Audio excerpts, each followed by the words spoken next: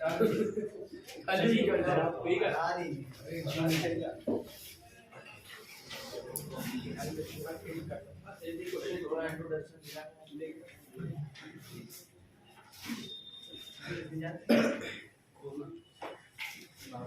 Class तक हम लोगों ने विद्युत चुंबकीय प्रेरण में धारा की दिशा ज्ञात करना और लेंज के नियम के बारे में बात कर ली थी। नेक्स्ट हमारे पास जो बात करने के लिए टॉपिक है वो है फैराडे के विद्युत चुंबकीय प्रेरण संबंधी नियम। पेपर की दृष्टि बहुत ज्यादा इंपॉर्टेंट है, तो नेक्स्ट आप हेडिंग डाल लीजिए फैराडे के विद्युत चुंबकीय प्रेरण के नियम। फैराडे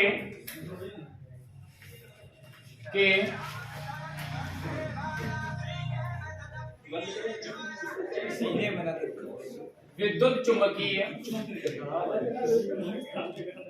चुंबकीय प्रेरण के नियम।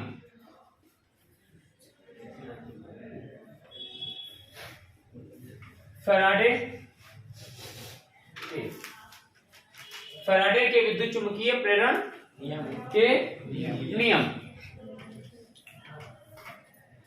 तो फैराडे के जो नियम है, जो जैसा कि हम लोगों ने डिस्कस किया विद्युत चुंबकीय प्रेरण में, कि जब भी किसी कुंडली से संबद्ध चुंबकीय फ्लक्स में परिवर्तन होता है तो उस कुंडली में एक प्रेरित वैद्युत वाहक बल उत्पन्न हो जाता है, जिसके कारण कुंडली में प्रेरित धारा बहने लगती है। लेकिन जो प्रेरित वैद्युत वाहक बल उत्पन्न होता है वो कितना होगा, उसकी कैलकुलेशन कैसे करेंगे? तो उसकी कैलकुलेशन करने के लिए फैराडे के नियमों के बारे में चर्चा करनी पड़ेगी। तो फैराडे ने क्या किया है कि जो विद्युत धारा उत्पन्न हो रही है, या यूं कहें कि जो विद्युत वाहक बल उत्पन्न हो रहा है, उसमें कितना न्यूमेरिकल वैल्यू होगा उसके बारे में चर्चा उन्होंने की है। तो किस तरीके से निकाला जाएगा? तो उन्होंने बोला क्या कि मान लीजिए हमारे पास, फिर से वही बात करेंगे कि कोई एक कुंडली है और इस बार कुंडली को हम एक सिंपल लूप के थ्रू दिखाएंगे, एक नॉर्मल सा लूप होगा, उसी से संबंध वाले में बात करेंगे। तो हमारे पास अगर मान लीजिए ये कुंडली है और प्रारंभिक अवस्था में इसमें जो फ्लक्स था वो φ1 था। इस लूप में कितना फ्लक्स है? प्रारंभिक अवस्था में जो इसमें फ्लक्स है वो कितना है? φ1। कुछ भी हो सकता है, 1 वेबर, 2 वेबर, 10 वेबर, 15 वेबर, कितना भी हो सकता है। तो प्रारंभिक अवस्था में जो हम लोगों ने स्थिति ये देखी, प्रारंभिक अवस्था में देखा इसमें, तो फ्लक्स का मान कितना था? φ1। चुंबक को आपने आगे पीछे किया तो सपोज दैट फ्लक्स कितना हो गया? सेकेंड पोजीशन में फ्लक्स कितना हो गया? φ2। प्रारंभिक अवस्था में इस कुंडली से संबद्ध जो फ्लक्स था वो φ1 है, और द्वितीय अवस्था में जो कुंडली से संबद्ध फ्लक्स है वो कितना है? φ2 है। अगर ऐसा है तो फ्लक्स में परिवर्तन कितना आया? फ्लक्स में परिवर्तन कितना आया? फ्लक्स में परिवर्तन, फ्लक्स में परिवर्तन कितना आया भाई? निकालने का क्या तरीका है? φ2 से φ1 को घटा दिया जाएगा। हम लोग ज्यादातर केसेस में यही बात करते हैं कि जितना पिछला वाला हिस्सा उसी से आगे वाला, इतना तो हमारे पास पहले से ही था, और वो कितना गया? φ2। तो परिवर्तन कितने का आया? परिवर्तन जो आ रहा है वो आ रहा है φ2 माइनस φ1। ये रहा परिवर्तन। कई बार हम लोग इसको डेल्टा फाई भी लिख सकते हैं। परिवर्तन को जब भी हम लोग लिखते हैं तो डेल्टा फाई भी लिख देते हैं। और इस परिवर्तन में कुछ टाइम भी तो लगा होगा, बिना टाइम के थोड़ी परिवर्तन हो जाएगा। तो ये जो परिवर्तन हो रहा है, फ्लक्स में परिवर्तन हो रहा है, φ1 से कितना हो गया फ्लक्स? φ2। और जब हम लोगों ने परिवर्तन निकाला तो आया φ2 minus φ1 equals to delta phi. इस परिवर्तन में कुछ समय भी तो लगा होगा, नहीं लगा होगा? तो मान लीजिए समय कितना लगा? समय इस पोजीशन पर जो समय था वो t1 था। जब आपने देखा तो उस समय आपने टाइम देखा होगा, तो t1 समय की बात कर रहे हैं, 12 बजे हैं मान लो। और जब आपने ये स्थिति देखी तो टाइम कुछ और है, 12:01 हो गया। तो टाइम टोटल कितना लगा? 1 मिनट। परिवर्तन कितना आया? 1 मिनट का। तो यहाँ पे इस जगह जब समय देखा तो हमने कितना आया? t2। t1 समय पे फ्लक्स का मान था φ1 और t2 समय पे फ्लक्स का मान है φ2। कुछ परिवर्तन समथिंग हुआ तो फ्लक्स में परिवर्तन आया φ2 माइनस φ1। समय में कितना परिवर्तन आया? समय में परिवर्तन, समय में परिवर्तन निकालेंगे तो क्या आएगा T2 माइनस T1। इसको हम लोग क्या लिख सकते हैं डेल्टा T। अभी फैराडे के नियम के बारे में कोई चर्चा नहीं कर रहे हैं, लेकिन हमने ये समझ लिया कि अगर फ्लक्स में परिवर्तन होगा तो ही वैद्युत धारा आएगी या तो ही क्या आएगा वैद्युत वाहक बल आएगा। तो हमको सबसे पहले ये समझना पड़ेगा कि फ्लक्स में परिवर्तन निकाला कैसे जाए। तो फ्लक्स में परिवर्तन निकालने का क्या तरीका, प्रारंभिक अवस्था में फ्लक्स देखिए और अंतिम अवस्था में फ्लक्स देखिए। जब हमने प्रारंभिक अवस्था में देखा तो φ1 था और अंतिम अवस्था में φ2। परिवर्तन कैसे निकलेगा φ2 माइनस φ1। इसके बाद समय की बात करेंगे तो जब प्रारंभिक अवस्था की समय कितना था T1, द्वितीयक अवस्था में समय T2, अंतर निकाला तो T2 माइनस T1। अब फैराडे का जो पहला नियम वो यही बताता है कि जो इसमें इस कुंडली में प्रेरित वैद्युत वाहक बल आएगा वो फ्लक्स में परिवर्तन की ऋणात्मक दर के बराबर होगा। ये समझ लीजिए, फैराडे के अनुसार कुंडली में प्रेरित वैद्युत वाहक बल फ्लक्स परिवर्तन की ऋणात्मक दर के बराबर होगा। दर का मतलब क्या है, दर का मतलब क्या होता है, दर की जब भी हम लोग बात करते हैं तो जैसे परिवर्तन हो रहा है और उसमें टाइम कितना लग रहा है। अगर किसी चीज को समय के साथ में हम लोग रिलेट कर दें कि समय के हिसाब से 1 सेकंड में कितना बदला, 2 सेकंड में कितना बदला, ये जो बदलाव हुआ है डेल्टा फाई का, ये कितने टाइम में हुआ, डेल्टा टी समय, सापेक्ष परिवर्तन के समय के साथ कितना बदल रहा है। तो समय के हिसाब से जितना परिवर्तन हो रहा है उसको हम लोग क्या बोलते हैं दर। एकांक के लिए एकांक समय में कितना बदला, आपने 1 सेकंड का टाइम दिया तो कितना बदलाव आया, 2 सेकंड का टाइम दिया तो कितना बदलाव आया।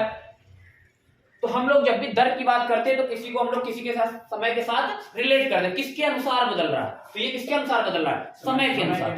जैसे जैसे समय आगे बढ़ता है वैसे वैसे फ्लक्स में भी परिवर्तन होता रहता है। तो दर का क्या मतलब है, फ्लक्स में परिवर्तन किसके हिसाब से, समय के हिसाब से। किसके सापेक्ष बात कर रहे हैं, समय के। जैसे हम लोग डिफरेंशिएशन करते हैं तो वहां पर भी टी के सापेक्ष कर देते हैं तो वेग बन जाता है dx/dt, निकल आता है वेग। समय के अनुसार आपके रास्ते में, आपके पथ में या आपकी दूरी में कितना परिवर्तन है इसको हम लोग वेग बोल देते हैं।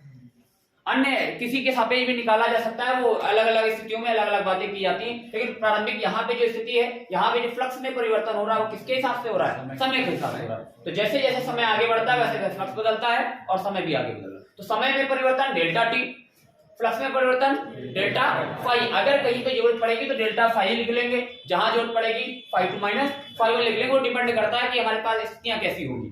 तो हमारे पास फैराडे का पहला नियम है वो जो क्या कहता है कि कुंडली में उत्पन्न प्रेरित वैद्युत वाहक बल फ्लक्स में परिवर्तन की ऋणात्मक दर के बराबर होता है।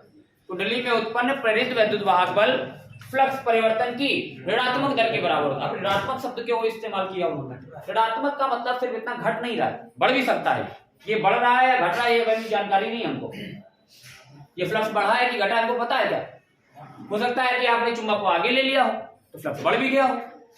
तो माइनस लेने का केवल इतना अर्थ है कि जो धारा आती थी, आपको याद होगा, जो धारा आती है, जो वैद्युत वाहक बल आता है वो सदैव उस परिवर्तन का विरोध करता है जिसने उसको उत्पन्न किया है। तो जो माइनस शब्द का इस्तेमाल किया गया वो इसीलिए किया गया है ताकि हम ये बता पाए कि क्या हो रहा है, विरोध हो रहा है। हमेशा अपोजिट चलेगा।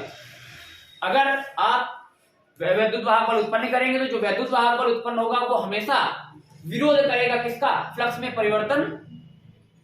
जो फ्लक्स में परिवर्तन उसका क्या करेगा, विरोध करेगा। तो माइनस क्या बताएगा कि विरोध हो रहा है। विरोध को प्रदर्शित करने के लिए क्या लगाएंगे हम लोग, माइनस लगाया करेंगे। ठीक है भाई। तो अगर फैराडे के पहले नियम की बात करेंगे तो वो क्या बनेगा। और आपको याद होगा कि वैद्युत वाहक बल को हम लोग किससे दिखाते हैं, ई से दिखाते हैं। ईएमएफ, इलेक्ट्रोमोटिव फोर्स, तो किससे दिखाते हैं, ई से। तो बताओ जरा फॉर्मूला क्या बन के आने वाला है। फॉर्मूला बन के आने वाला है फ्लक्स में परिवर्तन। फ्लक्स में परिवर्तन को हम लोग लिखते हैं φ2 माइनस φ1 और समय में परिवर्तन T2 माइनस T1 और एक आगे क्या लगा लेंगे, माइनस।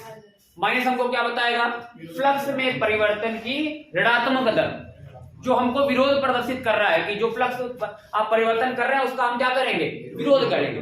जो भी वैद्युत वाहक बल आ रहा है वो इसका विरोध कर रहा है। तो फ्लक्स परिवर्तन की ऋणात्मक दर। अब अगर आप इसको लिखना चाहें तो ऐसे भी लिख सकते हैं, E इज इक्वल टू, ऊपर लिख सकते हैं डेल्टा फाई, नीचे लिख सकते हैं डेल्टा टी। तो ये आ जाएगा delta phi upon delta T. एक तो फॉर्मूला आपके पास ये आ जाएगा। अगर आपके पास कोई साधारण सी कोई बात कर रहा है परिवर्तन की, कोई एक रेंज वगैरह बता रखी कि 10 से 20 हो जाता है, 15 से 20 हो जाता है, अगर ऐसी कोई बात की है। लेकिन अगर फंक्शन में बात करते हैं, फ्लक्स का, चुंबकीय फ्लक्स का कोई परिवर्तन के लिए हमें कोई फंक्शन दे दिया है, इस प्रकार से बदल रहा है, फाई बराबर कुछ दे दिया 2x² या t के फॉर्म में कुछ दे दिया, तब हम लोग बात कैसे करेंगे। तो यहीं पे छोटी सी बात हम लोग ये करेंगे कि अगर लिमिट अप्लाई कर दी जाए, limit delta T tending to 0, समय का जो हम लोगों ने रेंज लिया है, समय का जो हम लोगों ने बीच में गैप लिया वो बहुत कम है, बहुत छोटा समय लिया गया। जैसे आपको लिमिट में पढ़ते हैं x tending to 0, tending to 0 का मतलब होता है समय लगभग 0 के बराबर है लेकिन 0 है नहीं। टेंडिंग टू 0 का मतलब 0 की तरफ पहुंचना चाहता, अग्रसर है, हिंदी में टेंडिंग टू बोलते हैं अग्रसर। तो 0 होना चाहता है लेकिन हुआ नहीं। तो ये जो समय आपके पास है ये इतना छोटा है, इतना छोटा है, पता नहीं कितना छोटा है, और वो किसके बराबर है, लगभग 0 के बराबर। अगर ऐसी स्थितियां आती हैं तो हम लोग क्या बात करते हैं, E is equal to minus का, और ये जो यहाँ पे लिमिट लगा लेंगे, limit delta T tending to 0, यहाँ पे आ जाएगा डेल्टा फाई अपॉन डेल्टा।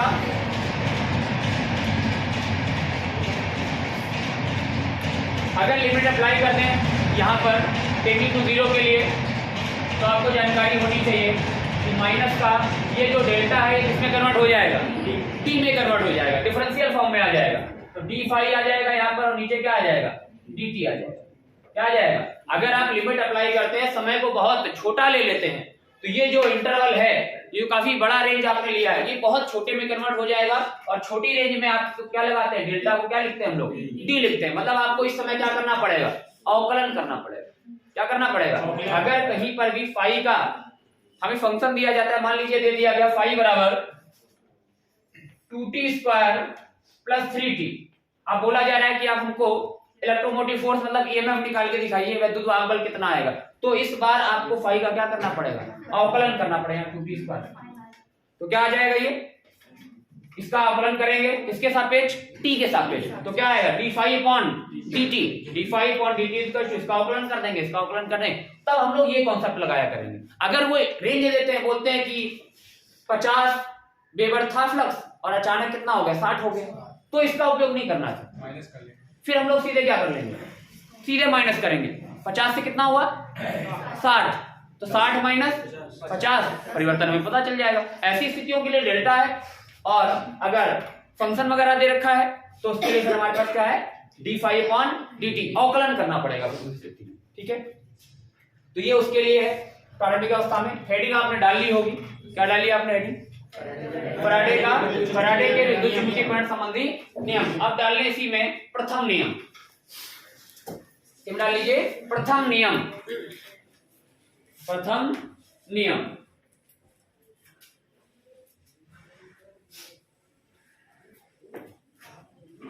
प्रथम नियम, ठीक है। तो प्रथम नियम में आप अगर लिखना चाहे तो बोल लिख लीजिए, जरा लिखिए, प्रथम नियम में लिखिए जरा। जब किसी कुंडली से संबद्ध, जब किसी कुंडली से संबद्ध, जब किसी कुंडली से संबद्ध चुंबकीय फ्लक्स में, जब किसी कुंडली से संबद्ध चुंबकीय फ्लक्स में परिवर्तन किया जाता है, परिवर्तन किया जाता है, परिवर्तन किया जाता है, तो उस कुंडली में, तो उस कुंडली में एक प्रेरित वैद्युत वाहक बल उत्पन्न हो जाता है। तो उस कुंडली में एक प्रेरित वैद्युत वाहक बल उत्पन्न हो जाता है, उत्पन्न हो जाता है। जिसका परिमाण परिमाण का मतलब नंबर वैल्यू केवल बता रहे हैं हम आपको। जिसका परिमाण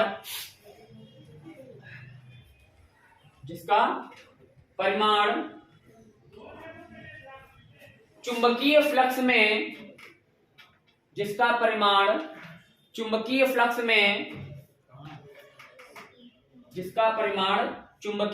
में परिवर्तन की ऋणात्मक दर के बराबर होता है। जिसका परिमाण चुंबकीय फ्लक्स में परिवर्तन की ऋणात्मक दर के बराबर होता है। जिसका परिमाण चुंबकीय फ्लक्स में परिवर्तन की ऋणात्मक दर के बराबर होता है। ऋणात्मक दर के बराबर होता है। ऋणात्मक दर के बराबर होता है। ठीक है, इसी में एक नोट लगा लीजिए। इसी में एक नोट लगाएं। ऋणात्मक चिन्ह यह बताता है ऋणात्मक चिन्ह यह बताता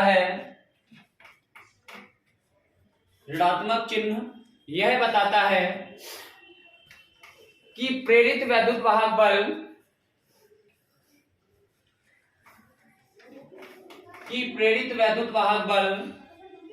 सदैव उस परिवर्तन का विरोध करेगा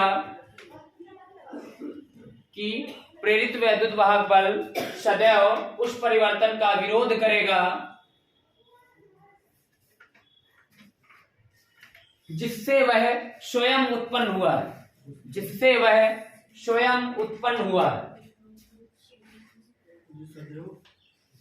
सदैव उस परिवर्तन का विरोध करेगा जिससे वह स्वयं उत्पन्न हुआ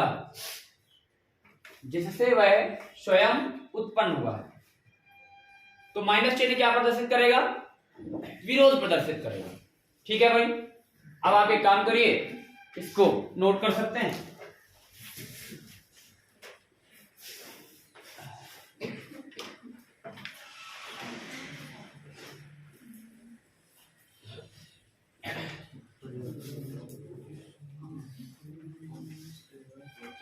प्रथम नियम। ओके, अब आप नोट कर लीजिए इसको।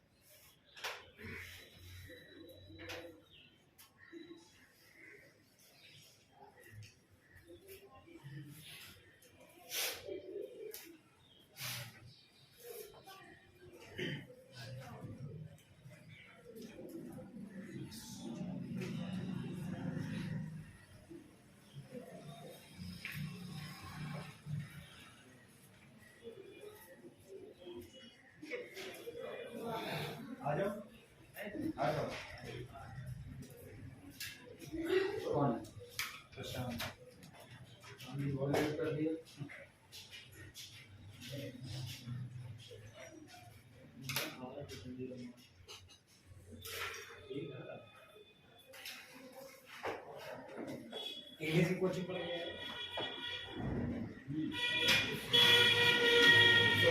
दूसरे में आ जाते हैं।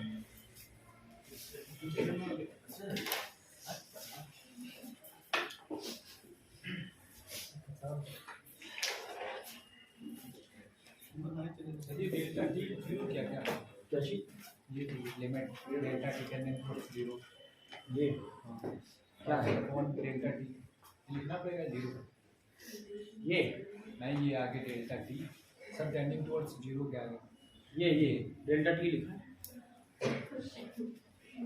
अभी हम लोग लिमिट अप्लाई नहीं की ना। नहीं लिखा जीरो ये हाँ माइनस ये लगा। अच्छा इसी में अगर जो हमारे पास कुंडली है उसमें फेरों की संख्या भी हो, मान लीजिए कुंडली हम लोगों ने बनाई है उसमें 2 फेरे हैं, 3 फेरे हैं, 10 फेरे हैं, 100 फेरे हैं, क्योंकि कई बार फेरों की संख्या बढ़ा करके भी हम लोग काम कर सकते हैं। तो अगर ये जो कुंडली हम लोगों ने ली है, अभी फिलहाल जो हमने लिया था सिंगल फेरा था, एक फेरा लगा हुआ तार का, और इसमें अगर फेरों की संख्या कितनी हो जाए, n हो जाए, तो क्या करेंगे? एक फेरे में उत्पन्न प्रेरित विद्युत वाहक बल कितना है? माइनस का d∅/dt। अगर 2 फेरे होते तो उसमें भी उतना ही आता, 3 फेरे होते तो तीसरे वाले में उतना ही आता। जितने फेरे होंगे क्या उतने फेरे से गुणा भी करा दिया जाए। तो इसी में एक केस लगा लीजिए, अगर ऐसी स्थिति आ जाए, लिख लीजिए जरा, यदि कुंडली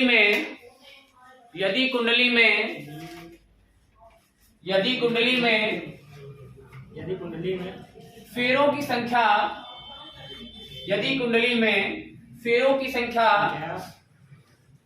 कैपिटल N हो, यदि कुंडली में फेरों की संख्या कैपिटल N हो, यदि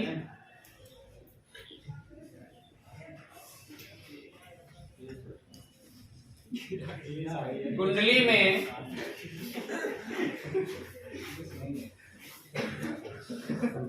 फेरों की संख्या, बोलिए नहीं, कितनी हो, कैपिटल N हो, फेरों की संख्या अगर कैपिटल N है तब प्रेरित विद्युत वाहक बल कितना आएगा? E बराबर माइनस का n d∅/dt। n से क्या करा देंगे? मल्टीप्लाई करा देंगे, माइनस का n d∅/dt। जितने फेरे हैं फेरों की संख्या से मल्टीप्लाई करा दिया जाएगा, तो आ जाएगा n d∅/dt। ये ज्यादा चर्चित है, इसका उपयोग ज्यादा होता है, क्योंकि सामान्यतः फेरों की संख्या बढ़ा करके ही हम लोग काम करते हैं। एक फेरे से उतना ज्यादा विद्युत वाहक बल नहीं क्रिएट हो सकता है, तो कई फेरे हम लोग बनाते हैं।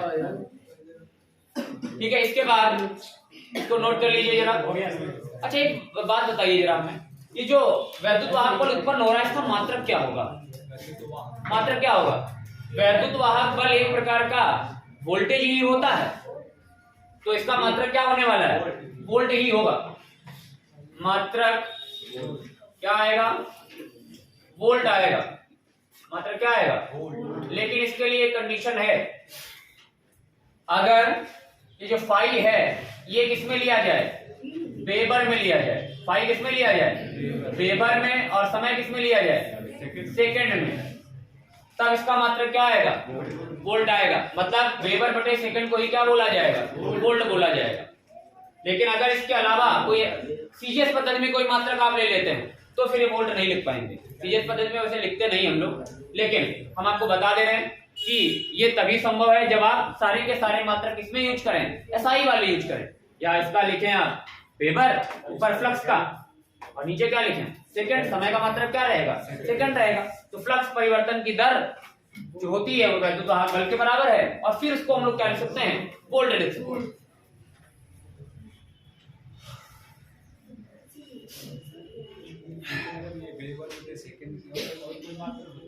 और भी बना सकते हैं वेबर को हम लोग, और भी कुछ लिख सकते हैं। वेबर को क्या लिखते हैं? Tesla metre square. ये तो एसआई वाले केवल लिखिए आप एसआई मात्रक लिखिए बस। हाँ गॉस लीजिए, बहुत छोटा मात्रक। नेक्स्ट डाल लीजिए आप,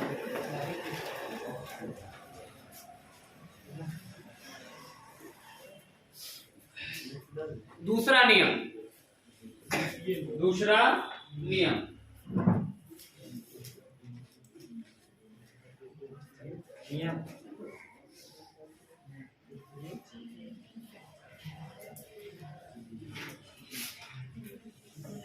कौन सा नियम? दूसरा नियम। दूसरा नियम। इसको हटा दिया जाए। Yes sir.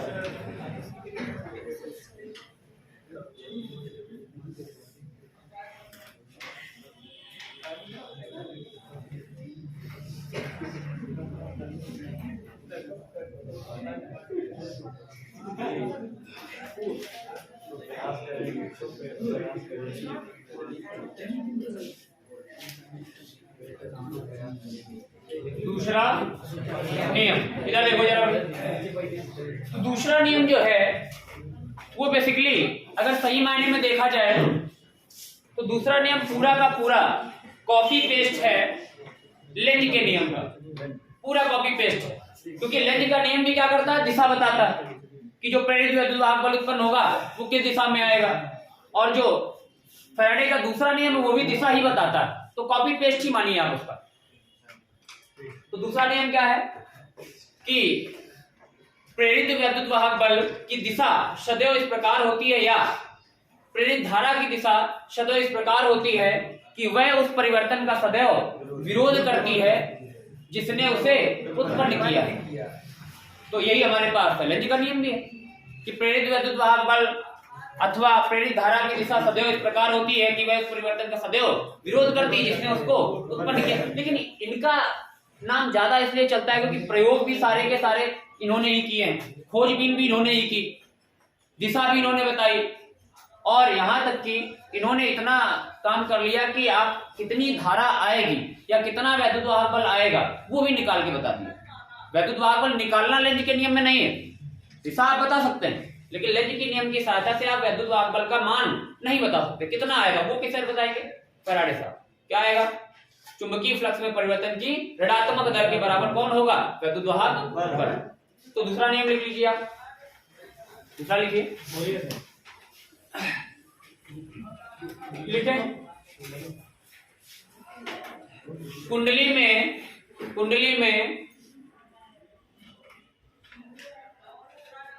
में उत्पन्न प्रेरित वैद्युत वाहक बल, कुंडली में उत्पन्न प्रेरित वैद्युत वाहक बल, कुंडली में उत्पन्न प्रेरित वैद्युत वाहक बल तथा धारा की भी उसी में बात कर ले रहे हैं, तथा धारा की दिशा, या प्रेरित धारा लिखिएगा, तथा प्रेरित धारा की दिशा, हाँ प्रेरित, तथा प्रेरित धारा की दिशा सदैव इस प्रकार होगी, तथा प्रेरित धारा की दिशा सदैव इस प्रकार होगी कि वह उस परिवर्तन का, कि वह उस परिवर्तन का, कि वह उस परिवर्तन का सदैव विरोध करेगी, कि वह उस परिवर्तन का सदैव विरोध करेगी जिसने उसे उत्पन्न किया है, जिसने उसे उत्पन्न किया है, जिसने उसे उत्पन्न किया है, जिसने उसे उत्पन्न। ये रहा दूसरा नियम। दूसरे नियम में केवल जो हम बात कर सकते हैं उसको दिशा की बात कर सकते हैं। तो ये था दूसरा नियम। इसी में एक जो छोटी अच्छी बात है वो हम लोग थोड़ा एक्स्ट्रा में कर ले रहे हैं। हालांकि अगर नियम आपसे पूछा जाता है बोर्ड एग्जाम में तो आप ये काम नहीं करेंगे जो आप करवाने वाले हैं, वो काम आप मत करिएगा, कोई टेंशन वाली बात नहीं। उसके लिए कभी कभी ऑब्जेक्टिव में क्वेश्चन पूछ लिया जाता है कि आवेश के बारे में बात करके बताइए या धारा निकाल के दिखाइए। धारा अभी नहीं निकाली हम लोगों ने, हमने केवल क्या निकाला है? वैद्युत वाहक बल निकाला है। तो अभी आपको क्या निकालना है? नेक्स्ट आप डाल लीजिए, धारा ज्ञात करने के लिए, धारा ज्ञात करने के लिए क्या करना है हम लोगों को? थोड़ा सा ध्यान से देखिएगा। धारा ज्ञात करने के लिए क्या कर सकते हैं हम लोग? मेन हमारे पास फॉर्मूला क्या आया है? E बराबर माइनस का D phi upon D T.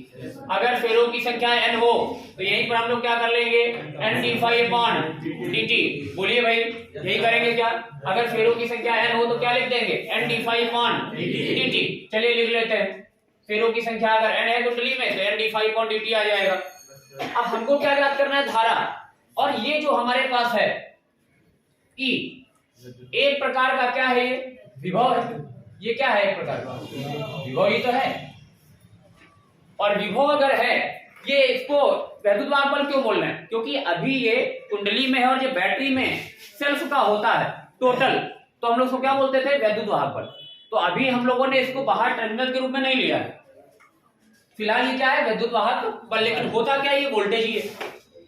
तो क्या हम लोग इसको इस फॉर्मूले का उपयोग कर सकते हैं, V बराबर I इंटू आर। ये भी एक प्रकार का विभव है। और हमारे पास वोल्टेज के लिए एक नियम सीधा सीधा क्या है, V बराबर I इंटू आर, ओम का नियम। ओम के नियम से ही आता है, V बराबर I इंटू आर। अगर हमारे पास वोल्टेज के रूप में अब की बार क्या E है, तो क्या हम लोग इसको ये नहीं लिख सकते, E बराबर I इंटू आर लिख सकते हैं क्या? जो वोल्टेज है हमारे पास उसको हम लोग क्या बोल रखा है, E बोल रखा है। तो हमने क्या लगा दिया, E बराबर I इंटू आर। ये भी वोल्टेज होता है और हमारे पास इस समय वोल्टेज के रूप में क्या है, E है। तो हमने क्या लिख दिया, E बराबर I है। R क्या है, R है प्रतिरोध, किसका, उस कुंडली का जो आपने कुंडली अंदर लगा रखी है, उस कुंडली का क्या है, प्रतिरोध है। तो R हमारे पास है प्रतिरोध, या टोटल जो भी प्रतिरोध भी लगा हुआ है वो हमें सवाल में बताया जाएगा कि इतना प्रतिरोध हमने लगाया है। अगर एक्सटर्नल भी लगाते हैं या कुंडली का केवल लेते हैं, जो भी आपको बोला जाए। तो E बराबर क्या लगा सकते हैं हम लोग, I इंटू आर लिख दीजिए इसकी जगह। तो ये क्या आ जाएगा, यहां लिखेंगे से, तो ये आ जाएगा I into R is equal to minus का n D phi upon D T. यहां से I बराबर निकालेंगे तो क्या आएगा, माइनस का n D phi upon D T, और ये कहां जाएगा, तो I बराबर क्या आ गया, माइनस का n D phi upon D T upon R. Upon में आर भी चल रहा है। तो अगर धारा निकालनी पड़े तो क्या लगाएंगे हम लोग, E बराबर n D phi upon D T, और E को क्या लिख देंगे, I इंटू आर। जैसे ही हमने E को I इंटू आर लिखा तो R को इसको अपॉन में भेज दीजिए, तो आ जाएगा I बराबर माइनस का n D phi upon D T, और अपॉन में क्या चल जाएगा, R आ जाएगा। तो ये क्या निकल आया, धारा। इसको अगर आप पेपर में नहीं करते हैं या आपसे केवल नियम ही पूछे जाते हैं तो इसको करने की कोई आवश्यकता है नहीं, कहीं करके दिखाया भी नहीं गया होगा। ये केवल हम लोग एक्स्ट्रा में जब हमको कभी कभी क्वेश्चन पूछ देते हैं कि धारा का मान कितना होगा, तो हमें इसका उपयोग करना है। वरना हमारे पास केवल और केवल कितना, दोनों नियम लिख दो, और जो हमने इससे पहले करवाया है E बराबर माइनस का D phi upon D T तक कर दीजिए, और नीचे लिख दीजिए यदि फेरों की संख्या R हो तो n D phi upon D t आ जाए। यहां तक वो करवाते हैं। इसके अलावा इसका उपयोग केवल न्यूमेरिकल के टर्म में होता है कि अगर I का मान निकलवाया जाएगा तो इसका उपयोग कर लेंगे, वरना हमारे पास जानकारी के लिए रखा हुआ है। ये न्यूमेरिकल दर्शित था। इसके बाद हमें आवेश का मान भी निकालना पड़ जाता है कभी कभी। वो बोलते हैं कि कितना आवेश प्रवाहित होगा, उसको भी निकाल लेंगे। फिलहाल इसको नोट कर लीजिए। तो कुंडली में प्रवाहित आवेश को भी निकाल लेंगे हम लोग।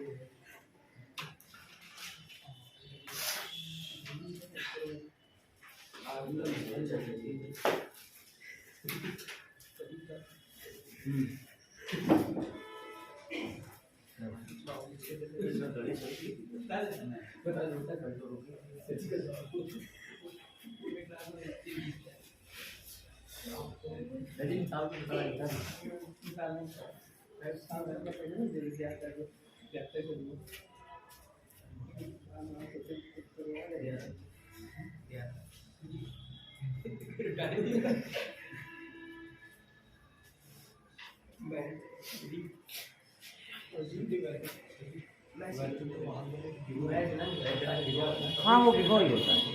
ये कुछ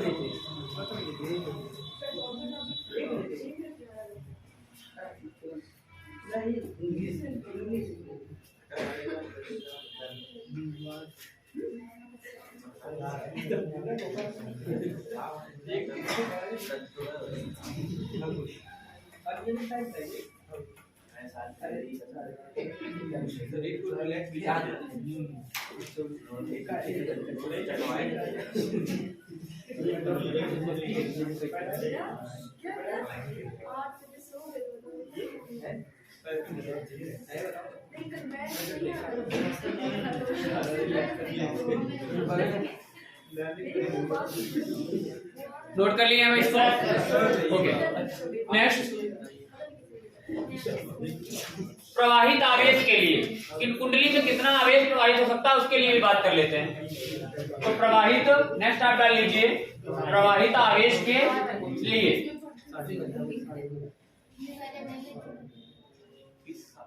प्रवाहित आवेश के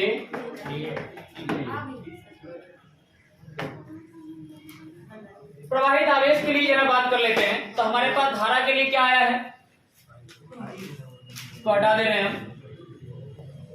I is equal to minus का n d phi upon D t r बटे में और क्या आएगा आर। ये आया है हमारे पास धारा के लिए। अगर आपको पता हो तो I बराबर होता है Q अपॉन T, लेकिन ये एक साधारण सा है जो हम लोग नॉर्मली लिखते हैं। फिलहाल यहाँ पर हमारे पास जो कुंडली में टाइम का जो कॉन्सेप्ट लिया गया वो कितना लिया गया, T1 से चालू हुआ है और कहां तक गया है, T2 तक गया है। कितने टाइम के लिए आवेश की बात कर सकते हैं हम लोग। प्रारंभिक अवस्था में टाइम कितना था, T1, और जो हमने जहां पे अंत कर दिया वहां पर टाइम कितना था, तो टाइम का डिफरेंस कितना आया था, डेल्टा टी। उसी टाइम में तो आवेश प्रवाह की बात करेंगे। बाहर से कितना आवेश आ रहा है उसके बाद में कितना आवेश प्रवाह, उसकी बात नहीं कर रहे हैं। जितना टाइम आपने परिवर्तन में लिया है, जितना टाइम आप फ्लक्स में परिवर्तन करें उतने टाइम में कितना आवेश प्रवाहित हुआ उसके बारे में बात करेंगे। उसके लिए टाइम कितना था, तो यहाँ पे हम लोग लिख लेंगे डेल्टा टी या और dt समय में, डेल्टा टी या फिर dt समय में प्रवाहित आवेश। जितना टाइम के लिए हम लोग बात कर रहे हैं उसके बाद क्या हुआ है उससे हमें मतलब नहीं है, उसके पहले क्या हुआ उससे हमको मतलब नहीं है। तो हम लोग केवल कितने समय की बात कर रहे हैं, dt समय के लिए। तो यही क्या आ जाएगा, I बराबर Q, या आप अगर चाहो तो इसको डेल्टा Q या dq भी लिख सकते हो। यहाँ पे क्या लिख सकते हो, dq। तो यहाँ पे चाहो तो क्या लिख लो, dq। प्रवाहित आवेश कितना, dq अपॉन में क्या आ जाएगा,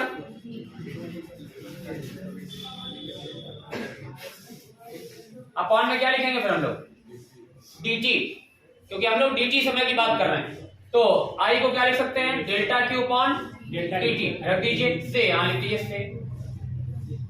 ये आ जाएगा I is equal to, I बराबर तो लिखना ही हमको, यहाँ लिख देंगे dq अपॉन dt बराबर माइनस का n डी फाई अपॉन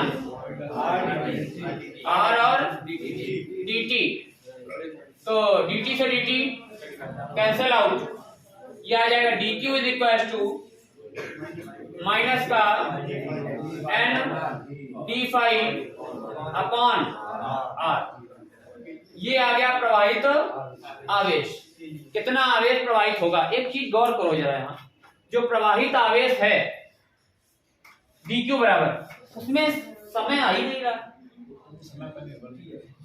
देखो कहीं समय आया, मतलब जो प्रवाहित आवेश है वो समय पर निर्भर नहीं करता। प्रवाहित आवेश, यहाँ पर एक ऑब्जेक्टिव में क्वेश्चन पूछा जाता है, प्रवाहित आवेश समय पर निर्भर नहीं करता। ये नोट यहाँ लगाएंगे हम लोग। dq इज इक्वल टू आया माइनस का n phi upon r, t automatically cut गया दोनों तरफ। तो जो समय है हमारे पास उस पर कौन नहीं डिपेंड करेगा, प्रवाहित आवेश नहीं डिपेंड करेगा। तो प्रवाहित आवेश का मान समय पर निर्भर नहीं करता है। कितने समय के लिए आप बात कर रहे हैं उसके ऊपर ये डिपेंड नहीं करेगा। या लास्ट में लिख दीजिएगा नोट लगा के, इसको नोट कर लीजिए पहले, फिर नोट लगाइएगा।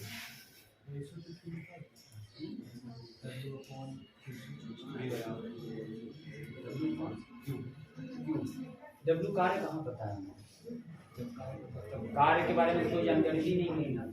अगर कार्य के बारे में कोई जानकारी दी जाती है तो हम लोग आई हमको पता है, तो आई बराबर हम लोग जानते हैं कि कौन की होता है। ठीक है भाई।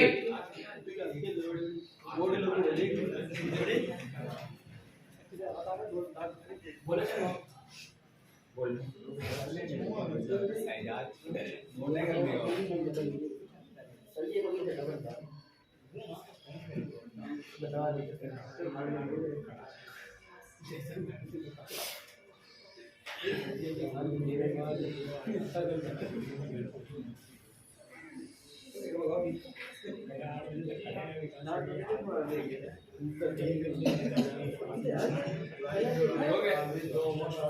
लास्ट में एक नोट लगा लीजिए, प्रवाहित आवेश समय पर निर्भर नहीं करता।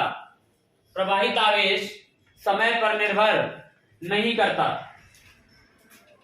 ऑब्जेक्टिव में क्वेश्चन ये आता है भाई, प्रवाहित आवेश समय पर निर्भर नहीं करता।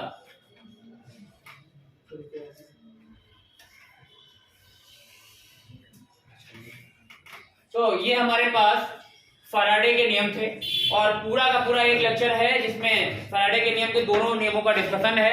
न्यूमेरिकल के टर्म्स में हम लोग बात कर सकते हैं, अगर हमको डाटा प्रोवाइड किया जाएगा तो उसके लिए हम लोग धारा का मान निकाल सकते हैं, ई का मान निकाल सकते हैं, वो सारे काम हम लोग कर सकते हैं। यहाँ से फैराडे के नियम के संबंध में जो भी चर्चा थी वो समाप्त है, तो फैराडे के नियम भी खत्म है आज से। ओके, तो आज के लिए इतना काफी है, बाकी फिर कभी